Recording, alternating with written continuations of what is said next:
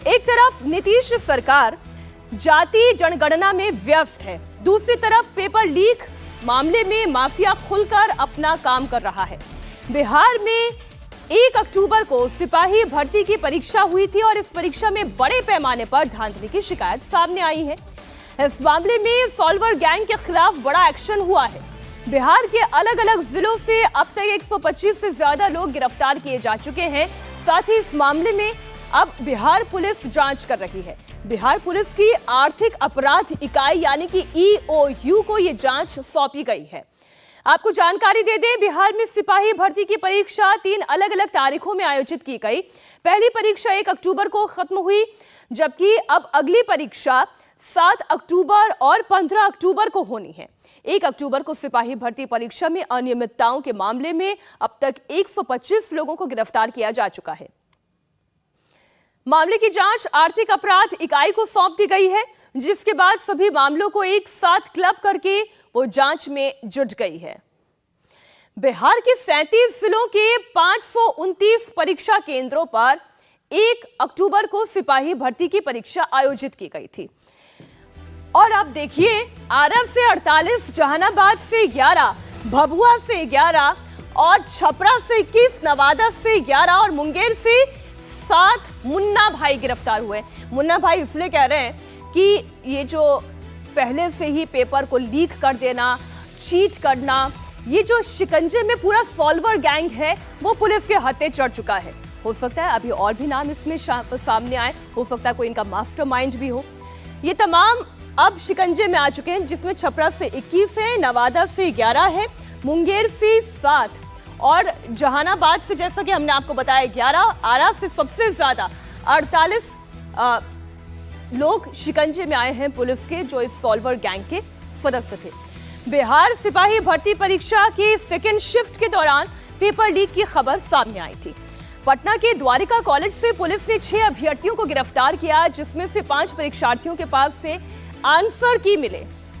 Answer की आप जानते ही हैं, मुझे समझाने की आवश्यकता नहीं है, पहले से सवाल का जवाब लिखा हुआ होता है।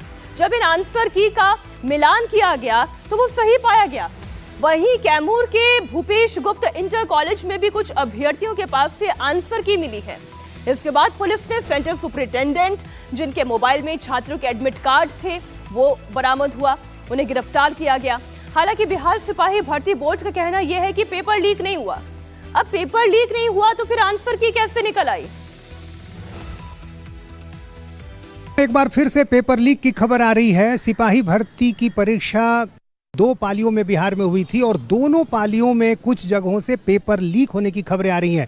पटना के कंकरबाग में द्वारिका कॉलेज से 6 छात्र पकड़े गए हैं, उनमें से 5 के पास से आंसर्स मिले हैं और वो आंसर जब बाद में छात्रों से पूछताछ के जरिए मिलाए गए तो पता चला कि जो प्रश्न पूछे गए थे वो उन्हीं के आंसर थे और इस आधार पर सभी 6 लड़कों को गिरफ्तार कर कंकरबाग थाना लाया गया है और पुलिस के तमाम बड़े अधिकारी यहां पर पहुंच गए हैं। उन सबों से पूछताछ की जा रही है और ये जानने की कोशिश की जा रही है कि इन्हें ये आंसर की कहां से मिला, कौन सा ऐसा नेटवर्क था, कौन सा ऐसा गिरोह था जिसके जरिए ये इन्हें आंसर मिला है।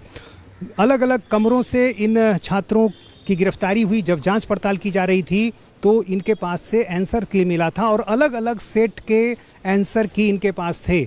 अलग अलग सेट के अनुसार जो आंसर्स थे वो पूछे गए प्रश्न से मैच कर रहे थे और इस आधार पर ये माना जा रहा है कि सिपाही भर्ती परीक्षा का जो पेपर है वो लीक हुआ है। और पटना ही नहीं, कैमूर से भी इस तरह की खबरें आई हैं। वहाँ भी परीक्षा केंद्र के बाहर एक लड़के के मोबाइल पर 1:41 पर दूसरी पाली की परीक्षा से पहले, 2 बजे से परीक्षा थी, उसके पहले ही आंसर आ गया और उस लड़के ने अपने भाई को, जो कि परीक्षा दे रहा था, उसको भेजा था। और पुलिस का ये कहना है कि एक कोचिंग संचालक हैं, उनकी तरफ से ये सारे आंसर शीट भेजे गए थे और तमाम जगहों पर इसे फॉरवर्ड किया गया था। अब पुलिस बड़े स्तर पर इस पूरे नेटवर्क को खंगालने की कोशिश कर रही है, सभी जगह पूछताछ चल रही है, लेकिन अभी तक जो जानकारी मिल रही है पुलिस के अधिकारियों से, जो हमने बात की है, उससे साफ तौर पर ऐसा लग रहा है कि सिपाही भर्ती की परीक्षा का जो पेपर है वो लीक हुआ है और अब पुलिस ये जानना चाह रही है कि आखिर इन तक जो आंसर है वो कैसे पहुंचा, क्वेश्चन यदि लीक हुआ तो वो कैसे हुआ। बिहार में सिपाही भर्ती परीक्षा के अभी 2 फेज और बाकी हैं। ऐसे में सबसे बड़ा चैलेंज तो यही है कि 7 और 15 अक्टूबर को होने वाली परीक्षा को पूरी तरह से नकल मुक्त कराया जाए। मामले की जांच ईओयू कर रही है। ऐसे में ईओयू को इन एंगल से जांच करनी होगी। एग्जाम सेंटर के अंदर परीक्षार्थियों तक अपनी पहुंच तो पहले बनानी होगी, क्योंकि सवाल यह है कि सेंटर के अंदर आंसर की पहुंचे कैसे, परीक्षार्थियों की जांच के दौरान चूक कैसे हो गई। सवाल इतना ही नहीं, सवाल यह भी कि सिपाही भर्ती परीक्षा का पेपर आखिर लीक कहां से हुआ। जैसे कि थोड़ी देर पहले मैंने कहा कि क्या कोई और इनका मास्टरमाइंड भी बैठा हुआ है। अब भले कोई ये कहे कि पेपर लीक नहीं हुआ, तो अगर पेपर लीक नहीं हुआ तो एग्जैक्टली उन्हीं क्वेश्चंस के आंसर वाली की कहां से आ गई। अगला सवाल ये, अलग अलग सॉल्वर गैंग के तार कहां से जुड़े हुए हैं। सॉल्वर गैंग को टेक्निकल सपोर्ट आखिर कौन दे रहा है। Anti jammer device, walkie talkie, Bluetooth का इस्तेमाल परीक्षा केंद्र के अंदर, सेंटर के अंदर कैसे हो गया और कैसे इन्विजिलेटर्स को भनक तक नहीं पड़ी, ये एक अहम सवाल है। सॉल्वर गैंग के पास से बड़े पैमाने पर walkie talkie, Bluetooth, anti jammer device और चार्जर्स में दूसरे सामान जब्त किए गए हैं, जिसकी तस्वीर इस वक्त आप इंडिया टीवी पर देख रहे हैं। इनका इस्तेमाल नकल कराने के लिए किया जा रहा था। अब आपको बताते हैं कि आखिर इन डिवाइसेस के जरिए सॉल्वर गैंग नकल की वारदात को अंजाम कैसे देते हैं, क्योंकि एग्जाम सेंटर में जाने से पहले कड़ाई से चेकिंग की जाती है। दरअसल इसका इस्तेमाल चप्पल के जरिए होता है। आप ये सोचेंगे कि चप्पल, इसका इस्तेमाल कैसे होता है। सॉल्वर गैंग के सेंटर्स एग्जाम देने के लिए जाते वक्त छात्रों के चप्पल में ब्लूटूथ डिवाइस लगा देते हैं और फिर परीक्षार्थी के कान में मक्खी यानी कि माइक्रो ईयरपीस फिट कर देते हैं। ज्यादा पता नहीं चलता कि कोई ब्लूटूथ डिवाइस उनके कान में लगी भी है या नहीं। एग्जाम सेंटर से 500 मीटर की दूरी पर एक वॉकी टॉकी रहती है और इस वॉकी टॉकी से उस ईयरपीस तक सारी बातें, सारी जानकारी पहुंचाई जाती है। ब्लूटूथ डिवाइस में सिम कार्ड लगी होती है। मक्खी को वॉकी टॉकी से फिर कनेक्ट कर दिया जाता है। वॉकी टॉकी से जुड़े सॉल्वर फिर आंसर लिखवाते रहते हैं।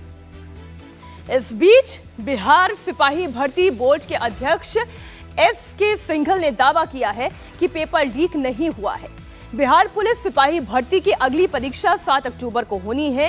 इसके लिए बड़े स्तर पर तैयारी की गई है।